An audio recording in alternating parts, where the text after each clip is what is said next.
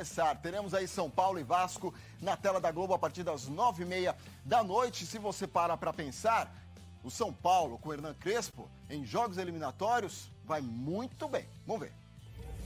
O Hernan Crespo venceu os últimos 10 mata-matas que participou como treinador. Não cai em um torneio eliminatório desde abril de 2019, ainda pelo Banfield da Argentina. Se o Crespo coleciona números positivos em mata-mata, a situação dele melhora quando falamos em jogos decisivos no Morumbi. O treinador tem até aqui 5 partidas eliminatórias na casa tricolor e está invicto. Queremos respeitar todas as competições. Sabemos que temos um elenco que pode fazer isso. A sequência de jogos, no entanto, surge como uma pedra no caminho tricolor. Infelizmente, não estamos conseguindo os resultados esperados. Sabemos todas as dificuldades que estamos atravessando. E para tentar manter os números positivos, o São Paulo tem hoje mais um desafio em busca do inédito título da Copa do Brasil. O Crespo terá a volta do atacante Luciano, fora há mais de um mês por conta de lesão muscular, para o jogo de hoje que tem transmissão da Globo às 9h30, direto do Morumbi. Do São Paulo! Marca na agenda, né? O futebol tá rolando, temos Copa do Brasil. Como é que São Paulo vai a campo? Na tela cheia você acompanha aí, ó, provável equipe que vai a campo hoje. Thiago Volpe no gol, Arboleda, Miranda e Léo fazem a linha ali de defesa. No meio, teremos o Igor Vinícius, Benítez, Rodrigo Nestor, Gabriel Sara e o Wellington ali aberto pela esquerda. E lá na frente, Rigoni e Marquinhos, completando aí o time de São Paulo que enfrenta o Vasco nesse jogo de ida pelas oitavas de final da Copa do Brasil. Mudou a tela, porque temos a tecla F5. Vamos atualizar o mercado da bola com o Léo Lepre. Tudo bem, Léo? Tudo bem, Tiagão? Boa tarde. Números, então, do Benítez como titular, 28 de 33 jogos no Vasco. No São Paulo, só 12. Tem enfrentado muitas lesões, né? Gols, 3 e 2.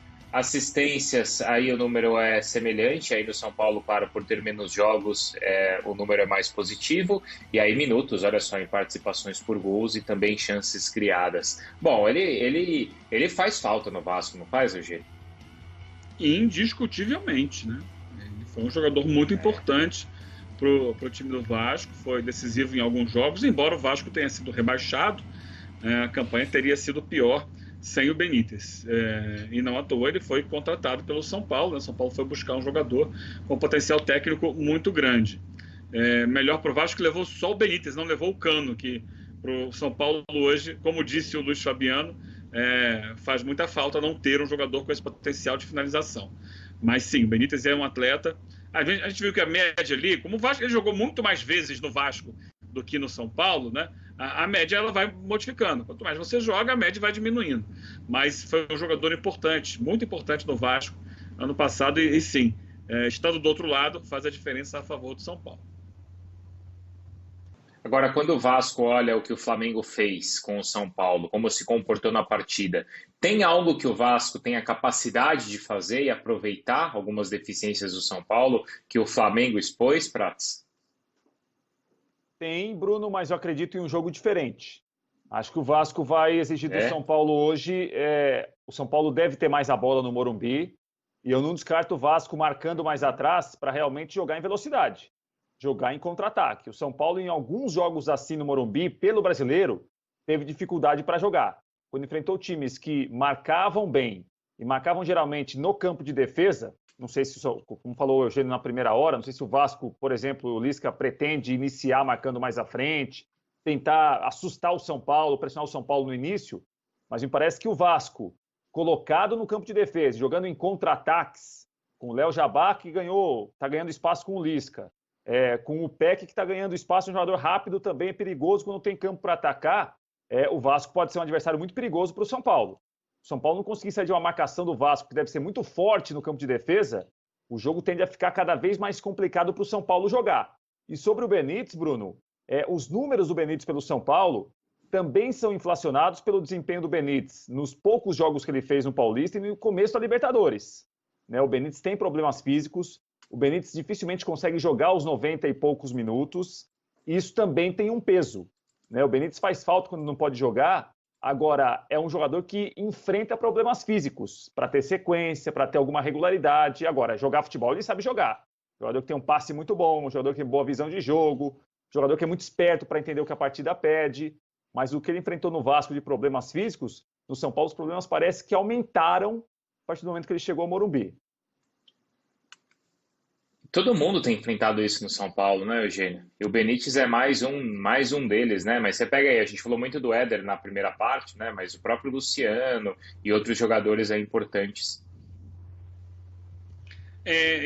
Eu já comentei algumas vezes, não sou especialista no assunto, mas acho que a prioridade dada pelo São Paulo ao Campeonato Paulista esticou muito a corda do grupo, fisicamente falando. E o São Paulo paga o preço disso, porque era o Paulista mais a Libertadores, que também era uma prioridade. Mesmo o São Paulo poupando jogadores em várias partidas do Campeonato Paulista, até esses que entraram no time reserva, muitas vezes, né, acabaram jogando mais do que o costume, e o São Paulo, acho que por dar essa prioridade muito grande nessa reta final da primeira etapa da temporada, acabou estourando um pouco a parte física dos atletas para a sequência, que é justamente esse momento que a gente vive de Campeonato Brasileiro, volta da Libertadores, né, que o São Paulo conseguiu um bom resultado, e Copa do Brasil. Vamos ver se o time vai ter fôlego para seguir nas 3 competições. Mas no Brasileiro, pelo menos, está pagando um preço caro. E dessa sequência aí das competições, de jogo agora com o Vasco, depois o São Paulo tem o Palmeiras, depois ele tem Atlético Paranaense, depois os confrontos com o Palmeiras na Libertadores. Nessa sequência aí, ó, até o dia 17 de agosto, os próximos 20 dias, qual que é o jogo mais importante para o São Paulo, hein, Prats? Acho que é o mata da Libertadores, Bruno. O mais importante me parece que é o mata da Libertadores. Agora, os outros também têm muita importância, né? Os duelos da Copa do Brasil e entre Vasco, hoje, então, ó, entre hoje e sábado. Entre hoje e sábado? Boa pergunta, Bruno. Acho que se o São Paulo tivesse uma condição um pouco melhor no Brasileiro, seria hoje. Como a condição do Brasileiro não dá para brincar, eu acho que é o de sábado. não dá para tratar com a gente vê isso depois, talvez o de sábado tenha um peso um pouco maior. Se bem que a semana que vem, Bruno, tem ligação com o que vai acontecer hoje no Morumbi. O jogo em São Januário ele torna-se mais ou menos complicado pelo que acontece hoje, né? Porque, por exemplo, São Paulo se ganha do Vasco com uma boa vantagem, é um cenário para São Januário. São Paulo se perde do Vasco é um outro cenário. E não dá para descartar o São Paulo se perder Não, mas Vasco, eu acho que é sábado. Se o São Paulo, mesmo que ele consiga um bom resultado hoje, vence, leva uma trombada do Palmeiras. Leva uma trombada, bem dada como levou não aí. Não é trombada igual do Maracanã. Aquilo que trombada, né, Bruno? Aquilo foi trombada. Domingo foi tudo trombada. Bem, que leve...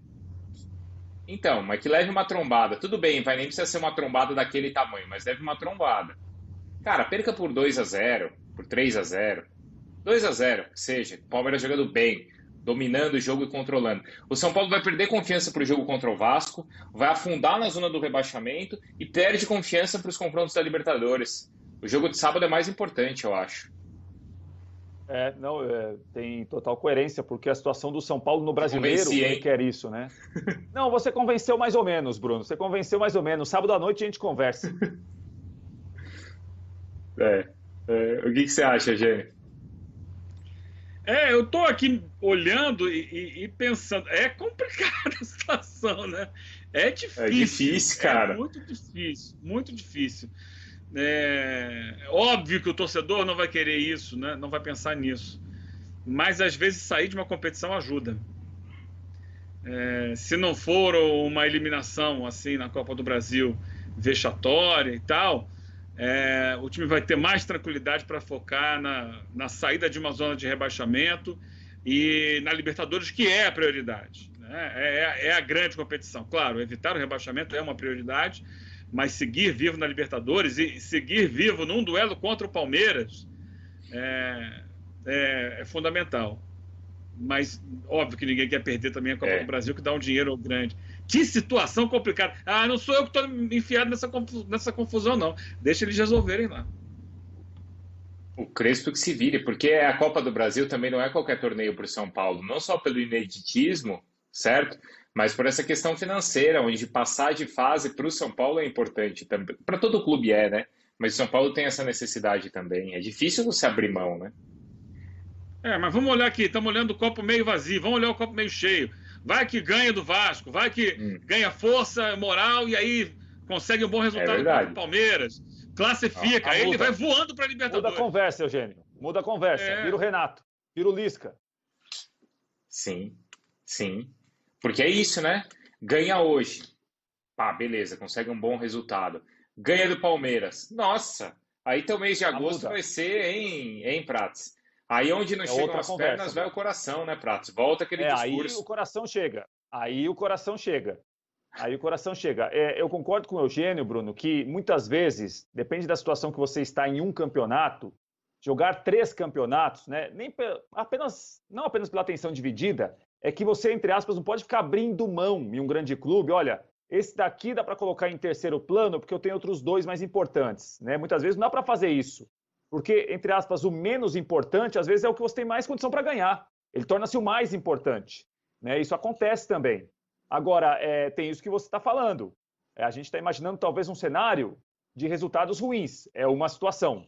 A pressão aumenta, a desconfiança aumenta, fica todo mundo desacreditando um do outro. Agora, é um outro lado que você ganha de grandes equipes, muda também a conversa.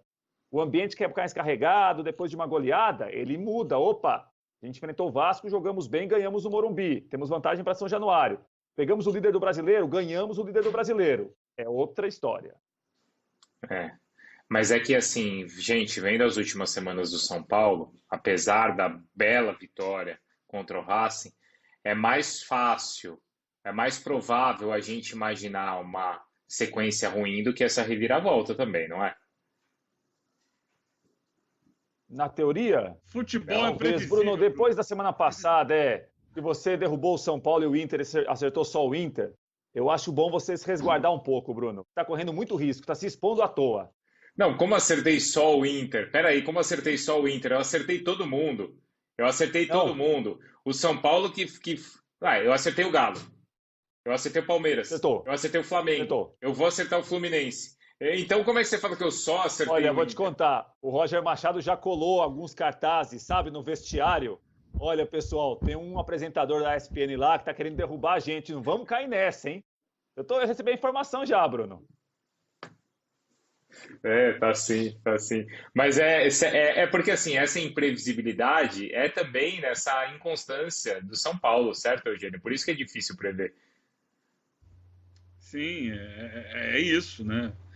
Passa por uma série de questões, né, do São Paulo, dele conseguir alternar bons momentos com outros que eu acho que tem muito a ver com o aspecto físico também. A queda física também. Muito claro também. É esse que é o problema. E o time tem dificuldade nesse aspecto. Acho que tem dificuldade de elenco, na ausência de alguns titulares. O time, especialmente no meio-campo ali, não tem muita opção, ou é a molecada. Por exemplo, domingo, eu critiquei o São Paulo, critiquei o Crespo pelas substituições que ele fez, que ele abriu o time quando ele tirou o Rodrigo Nestor. E depois, assim, a gente olhando para o banco, pensa assim, mas quem ele colocaria para ajudar a marcar melhor no meio-campo? Não tem lá tanta opção. Tem alguns garotos e tal. Num jogo difícil como o Flamengo, é complicado lançar os garotos. Ele tem limitações. Ele não tem o homem-gol, que a gente está cobrando aqui eternamente. Ele não tem mais volantes à disposição com força física para aguentar o tranco, né, de um jogo pegado, longo. Então, não é só o Crespo, não, né? Passa pela capacidade do elenco do São Paulo de oferecer alternativas. Porque é isso, né? Esse é o ponto. Para a gente imaginar, para o São Paulo ter sucesso, a gente imaginando aqui de sequência de vitórias, isso depende de uma condição física do time e que nesse momento a gente não enxerga, Prats. Tem isso também, né? E por isso, Bruno, que a gente sempre tem uma dúvida em relação a quais jogadores o Crespo vai escolher, porque contra o Flamengo no Maracanã, Benítez e Rigoni não começaram, entraram